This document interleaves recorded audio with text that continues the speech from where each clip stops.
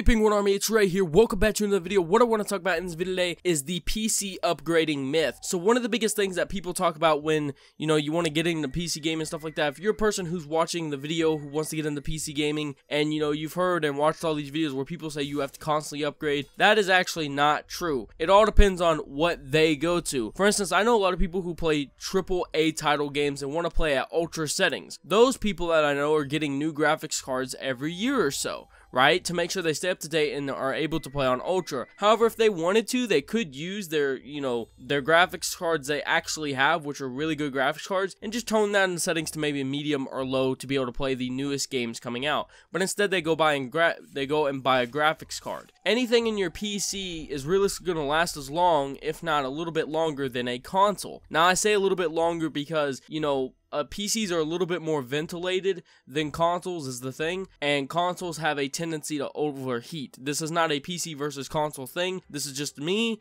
my experience with consoles, and I play on all platforms. I don't just play on PC, I play on Xbox and I play on PC. I play on essentially everything, okay, alright? And in my experience, the consoles have overheated more for me than me ever using a computer, okay, whether that be laptop-wise or anything, alright, okay? So the thing is a lot of people think that in order to keep up with the new latest games, how it is seen is that every year when a new game comes out, when there is a new year, you must buy a new graphics card from that year to be able to run those games, and the games may be coming out next year. This is not true. A lot of graphics cards back from 2014 can actually run games today, such as Battlefield 1 and etc., in a pretty good amount of frame rates. All you got to do is play on the lowest settings. Now, like I said, if you're a person who, like some people that I know, want to play on ultra, then you're probably going to have to upgrade. But one of the biggest things that is said in the PC gaming community, okay, is that you have to constantly upgrade. Like, a lot of people think that you have to constantly upgrade. It's not said a lot in the community, but a lot of people, when you're trying to transition into the community and build your own PC or get a PC built for you, you think that you're going to have to upgrade it, immediately the next year.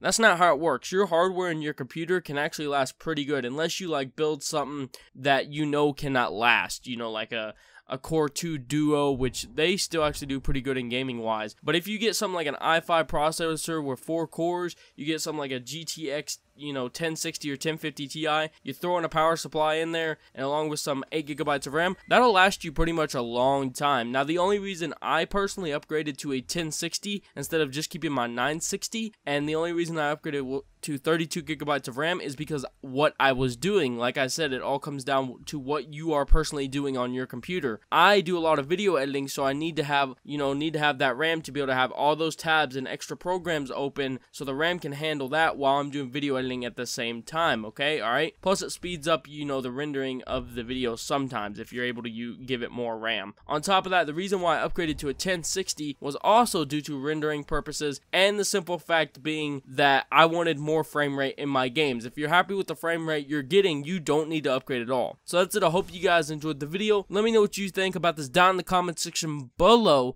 and I'll see you later, Penguin Army.